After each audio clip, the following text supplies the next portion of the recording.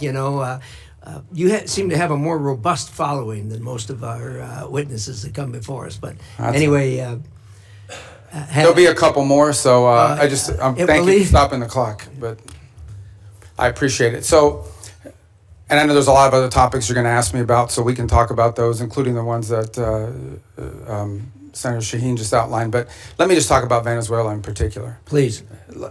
I think we can talk, if you want. I'm sure your questions will be about what happened before and led up to in the operation. I want to focus my comments this morning on what happens now moving forward, because you're going to ask about the going back. And let me just say this. What is our goal going in? We had in our hemisphere a regime operated by an indicted narco-trafficker that became a base of operation for virtually every competitor, adversary, and enemy in the world. It was, for Iran, their primary spot of operation in the Western Hemisphere was Venezuela. For Russia, their primary base of operation in the Western Hemisphere, along Cuba and Nicaragua, was Venezuela.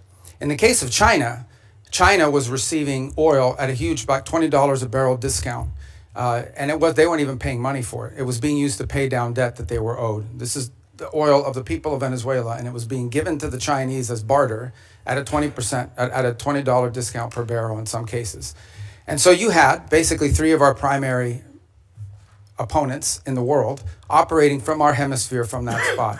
It was also a place where you had a narco-trafficking regime that openly cooperated with the FARC and the ELN and other drug trafficking organizations using their national territory. It was an enormous strategic risk for the United States, not halfway around the world, not in another continent, but in the hemisphere in which we all live. And it was having dramatic impacts on us, but also on Colombia and on the Caribbean basin and all sorts of other places. It was an untenable situation, and it had to be addressed.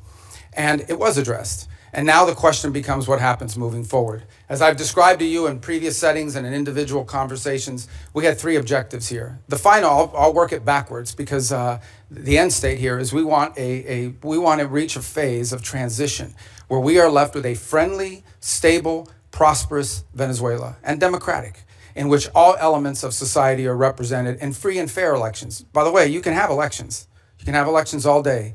But if the opposition has no access to the media, if opposition candidates are routinely dismissed and unable to be on the ballot because the government, those aren't free and fair elections. That's the end state that we want: free, fair, prosperous, and friendly Venezuela. We're not going to get there in 3 weeks. It's going to take some time. And so objective number one was stability. In the aftermath of the removal of Maduro, the concern was what happens in Venezuela. Is there civil war? Do the different factions start going at each other? Are 1 million people crossing the border into Colombia? All of that has been avoided.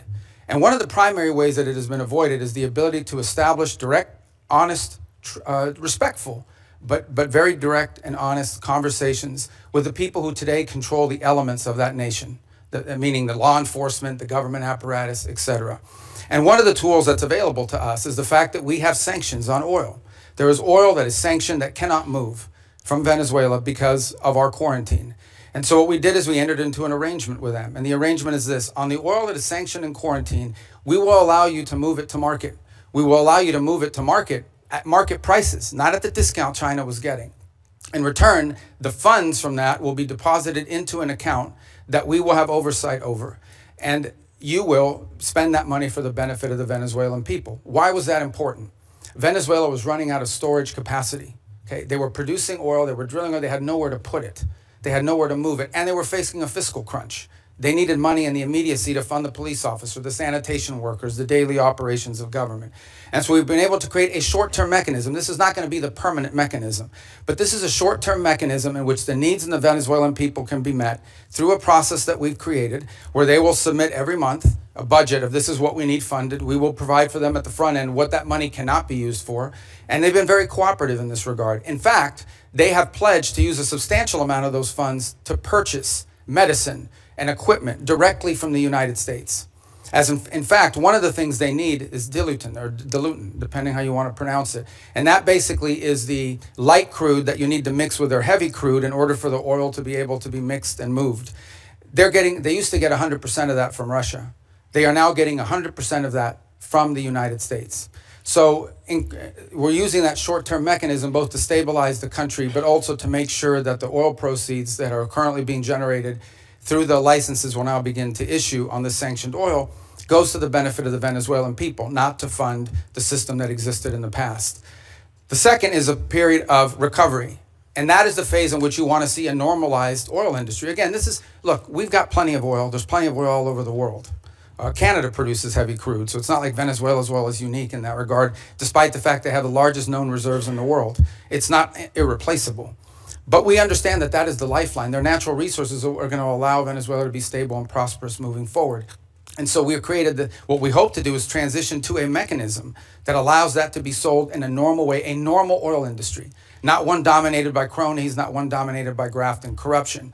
To that end, the authorities there deserve some credit. They have passed a new hydrocarbon law that basically eradicates many of the Chavez-era restrictions on private investment in the oil industry. It probably doesn't go far enough to attract sufficient investment, but it's a big step from where they were 3 weeks ago. So that's a major change. We can address some of the other components, but I'll run out of time. But one of the parts of the transition phase, or the recovery phase, is beginning to create space for different voices inside of Venezuelan politics to have an ability to speak out. Part of that is the release of political prisoners. By some estimates, up to 2,000. They are releasing them. They are releasing them probably slower than I would like them to, but they are releasing them. And in fact, you're starting to see some of the people being released beginning to speak out and participate in political life in the country. We have a long ways to go. Look, we can talk in more detail about all of these things. Suffice it to say, I'm not here to claim to you this is going to be easy or simple. I am saying that in 3.5, almost 4 weeks, we are much further along on this project than we thought we would be, given the complexities of it going into it. And I recognize that it won't be easy. I mean, look, at the end of the day, we are dealing with people over there that have spent most of their lives living in a gangster paradise. So it's not going to be like from one day to the next, we're going to have this thing turn around overnight. But I think we're making good and decent progress. It is the best plan, and we are certainly better off today in Venezuela than we were 4 weeks ago. And I think and hope and expect that we'll be better off in 3 months, in 6 months, in 9 months than we would have been had Maduro still been there. So thank you.